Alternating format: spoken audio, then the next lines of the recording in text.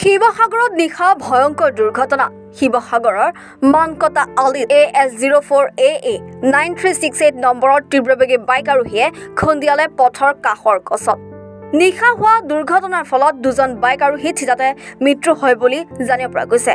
নিহত যুৱক দুজন দুলিয়াপাৰৰ নৱজ্যোতি বৰা আৰু মপিয়া গাঁৱৰ বিৰাজ হাজৰিকা।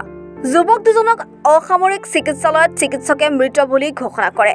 মৃত দুইজনকে মৰণোত্তৰ পৰীক্ষাৰ বাবে জয়সাগৰ চিকিৎসালয়লৈ প্ৰেৰণ কৰে। ইয়াত আমি ঘৰতে আছিলো, ধামকে আৱাজ পোৱাৰ কাৰণে গুচি আহিলো আৰু আহি চালো যে এজন তাত পৰি আছে। সেইজনৰ কথা গমেই নাপাওঁ।